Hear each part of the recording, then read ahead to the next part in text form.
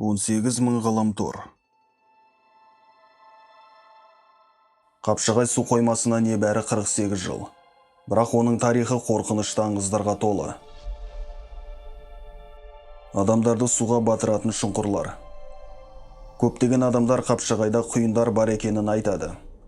Оған түсіп қалған адам құтыла алмайды.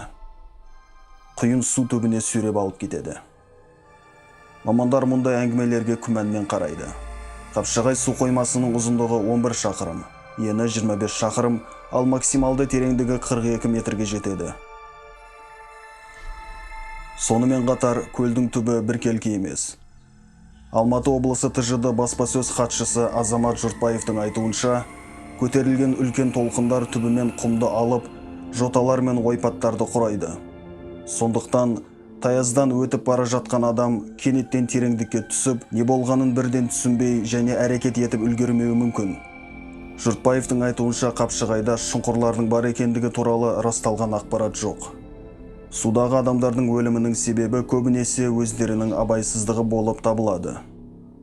Суға бату жағдайлары өз күштеріне тым қатты сенген адамдармен жиі кездеседі. Олар дауылда немесе тым алыс жүзеді, мас күйінде шомылады, ал балалар көбінесе батып кетеді. Өкінішке орай ата-аналардың немқұрайлығына байланысты ересектер балаларды жақсы бақыламайды. Қалқымалы табыттар мен тарихқа дейінгі құбыжықтар. 1970 жылы Қапшағай толған кезде Ілі ауылы су астында қалды. Оның тұрғындары алдын ала шығарылып, басқа жерлерге қоныстанды. Бұл нақты факт. Сол кезде жергілікті зираттың су астында жасырынып қалуы қорқынышты оқиғалардың себебі болды. Жергілікті тұрғындар бұлыңғыр шіркеуден көтеріліп, су бетіне қалқып жүрген табыттар туралы аңызды айтады. Бұл фактілерге нақты растау әлі табылған жоқ. Бірақ бір таңғажайып тірі олжа туралы қызықты оқиға бар. 9 жыл бұрын жас Қапшағайда балықшылар 250 миллион жыл бұрын палеозой дәуірінде жер бетінде өмір сүрген және жойылып кеткен деп саналатын трилобитті ұстады. Бұл үлкен буын аяқтар, қабықпен жабылған және көптеген аяқ қолдары мен қырлы көздері бар. Балықшылар бұл олжаны видеоға түсіріп, содан кейін оны хайуанаттар бағына тапсырды.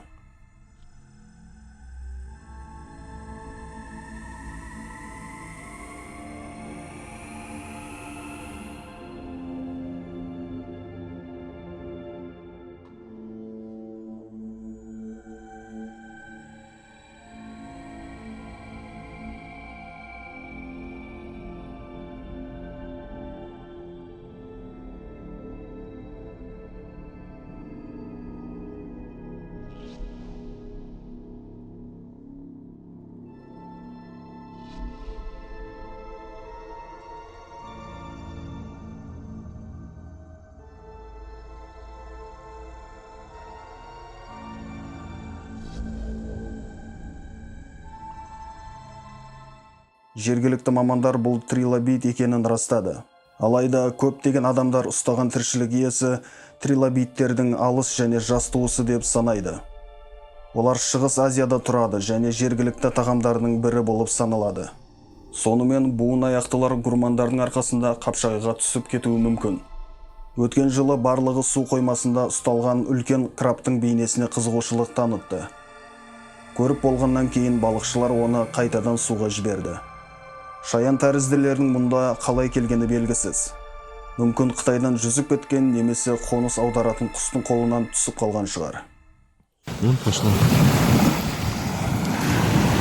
Сегодня, 8 октября, Капчагай, Алтынемель, поймали краба, живого краба.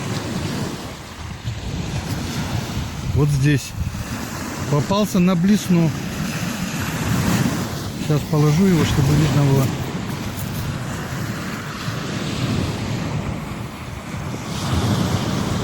Вот он в воде ползет. Чувствует, что ли, воду.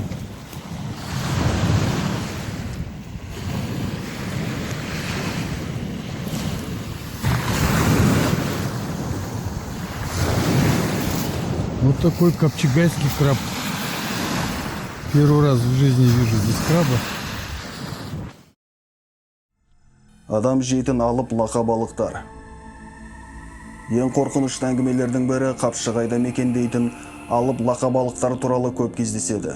Олар шомылушыларды түбіне сүйреп апарып, сол жерде оларды жейді. Сондай-ақ үлкен балықтардың асқазандарында адам сүйектері табылған. Шынында да лақа балықтар биологтардың пікірінше 3-4 метрге дейін өсіп, 100 жылға дейін өмір сүре алады дейді. Бұл балықтардың адамға шабуыл жасау жағдайлары әлемде ресми түрде тіркелген. Және лақа балық негізінен жер бетіндегі кез келген тіршілік иесін ұстап алып, оны түбіне сүйреп апара алады. Лақа балықтардың ұстаған олжасын тереңдікке әкету әдеті олардың тістерінің құрылымында жатыр. Олар ішке қарай иілген. Сондықтан балық тістеріне бір нәрсе жабысқанда, ол енді өзін босата алмайды. Сондықтан лақа балық олжаны толығымен жұтып қояды, немесе оны тереңірек сүйреп апарады.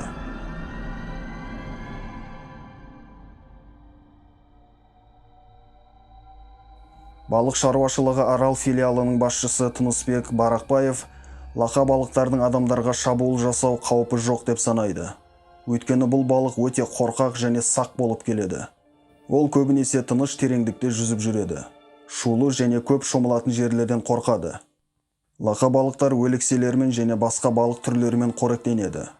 Осы соңғы айғақ олардың асқазандағы адам қалдықтарының табылуын түсіндіруі мүмкін. Бәлкім балық суға батқан адамдарды тауып жеген. Және Барақбаев Қазақстанда лақа балықтардың адамға шабуылының бірде-бір жағдайы ресми тіркелмегенін айтты. Сонымен бірге ол баяғы уақытта үлкен лақа балықтардың шынымен де болғанын атап өтті. Қарт балықшылардың айтуынша бұрын Сырдарияда салмағы 300 келіге дейін және мөлшері 4-5 метрге дейін жететін лақа балық ауланған. Мал суару шұңқырына өзенге жақындаған кезде лақа балықтар қозыларды ұстап алып, суға сүйреп әкеткен жағдайларда болғанын айтты. Бірақ қазір мұндай даналар қалмаған шығар. Қазір лақа балықтар жаппай аулана бастады. Өйткені ол үлкен және торға тез түседі. Нәтижесінде лақа балықтар таусылды дейді ихтиолог. Барақбаев бір кездері ұзындығы 1,9 метр болатын лақа балық аулағанын айтты. Оның пайымдауынша қазіргі лақа балықтар 2,5 метрден артық өспейді. Жоғарыда айтылғандардың бәрін қорытындылай келе, теорияда лақа балық адамды түбіне сүйреп апаруы мүмкін. Бірақ оны толығымен жұтуы мүмкін емес. Қозылар туралы әңгімені ескере отырып, олар кішкентай балаларға шабуыл жасап, жұтып қою мүмкін деп болжауға болады. Қалай болғанда да бұл балықтардың мекендейтін жерлерінен сақ болуымыз керек деп ойлаймыз.